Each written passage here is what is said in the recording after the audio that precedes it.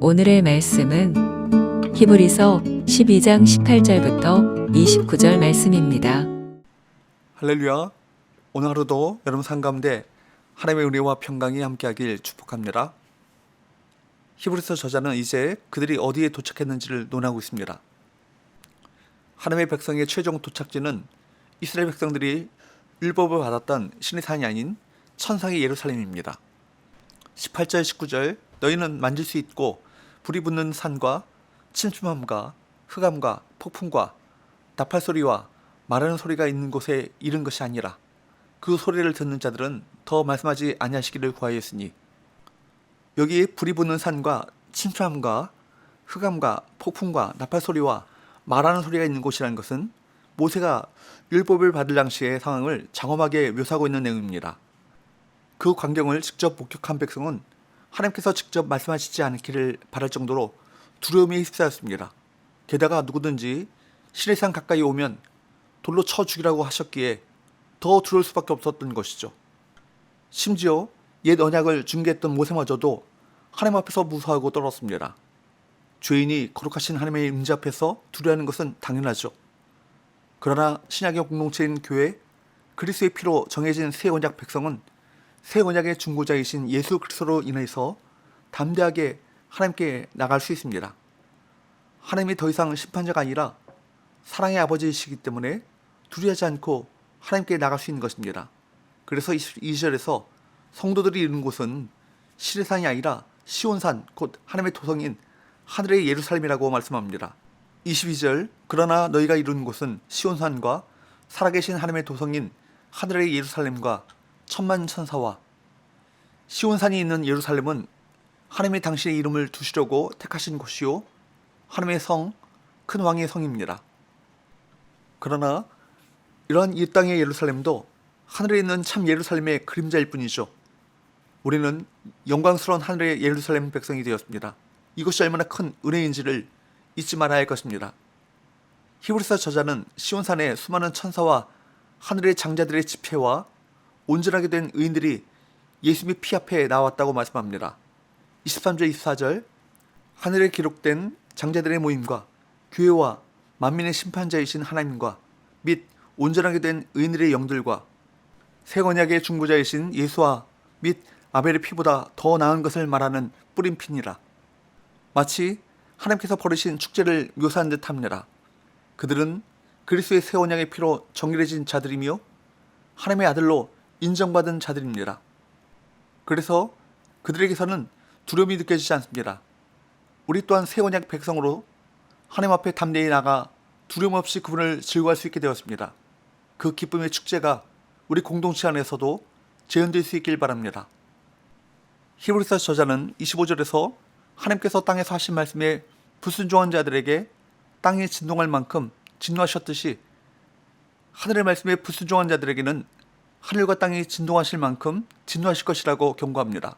25절 너희는 삼가 말씀하신 일을 거역하지 말라. 땅에서 경고하신 일을 거역한 그들이 피하지 못하였거든 하물며 하늘로부터 경고하신 일을 배반하는 우리일까 보냐. 선지자들을 통해 주어진 말씀을 거역했을 때에도 멸망을 당했는데 하나님의 아들을 통해 주어진 말씀을 거역하면 어떻게 되겠느냐라는 것이죠. 그러니 예수님을 배반하지 말고 유대교와 성전 제사로 돌아가려는 생각을 버리라고 강력하게 경고하고 있는 것입니다. 25절에 하물며 하늘로부터 경고하신 이를 배반하는 우리일까 보냐 라고 하는 이 말씀은 옛 언약을 거부하는 자들보다 새 언약을 거부한 자들에게 더 무서운 형벌이 내려질 것을 강조하고 있습니다. 이어서 히브리서 저자는 26절 27절에서 학개 선자 예언 학개서 2장 6절 말씀이 성취되었다고 선포합니다. 26절 27절 그때에는 그 소리가 땅을 진동하였거니와 이제는 약속하여 이르시되 내가 또 한 번 땅만 아니라 하늘도 진동하리라 하셨느니라. 이 또 한 번이라 하심은 진동하지 아니하는 것을 영존하게 하기 위하여 진동할 것들 곧 만드신 것들이 변동될 것을 나타내심이라. 학개 선자는 수르바벨 시대에 완공된 성전이 너무나도 초라하다는 것에 낙담한 유대인들에게 하늘의 진동, 즉 하나님의 임재가 있을 것을 예언했는데 이 예언이 예수 그리스도의 십자가와 부활에 의해 성취되었다는 것입니다. 어리석은 사람들은 크고 화려한 외형에 이끌려 본질을 바라보지 못하는 경우가 많습니다. 예배당의 크기나 교인 숫자를 가지고 교회를 가늠하는 어리석음도 우리에게는 있습니다. 복음의 본질을 놓치면 그렇게 외형에만 집중하게 되는, 그런 것에 끌리게 되는 일들이 벌어지게 되는 것이죠. 히브리서에서 강조하는, 성경이 강조하는 신앙의 본질을 굳게 붙잡고 우리 모두가 믿음의 경주를 힘있게 잘 감당할 수 있길 바랍니다. 이제 우리가 받은 것은 무엇입니까? 우리가 진정으로 초점을 맞춰야 될 것은 무엇입니까? 28절 29절 그러므로 우리가 흔들리지 않는 나라를 받았은즉 은혜를 받자. 이로 말미암아 경건함과 두려움으로 하나님을 기쁘시게 섬길지니 우리 하나님은 소멸하는 분이심이라. 흔들리지 않는 나라를 받았은즉 하나님의 은혜를 받는 일에 힘써야 합니다. 그 은혜로 말미암아 경건함과 두려움으로 하나님을 기쁘시게 섬기라. 하나님을 기쁘시게 예배하라고 말씀하고 있습니다. 그렇습니다. 우리 그리스도인은 하늘의 성전, 그 흔들리지 않는 하나님 나라에 속해 있습니다. 하나님 나라에 속해 있는 그 은혜를 누려야 하고, 또한 교회는 땅의 성전에서 느꼈던 경건함과 두려움을 보이지 않는 성전, 하나님의 임재 속에서 체험하며 기쁨과 감사로 예배해야 할 것입니다. 여기 섬길지니 라는 말은 히라보로 라트리오라는 말인데 예배할지니 라는 말입니다.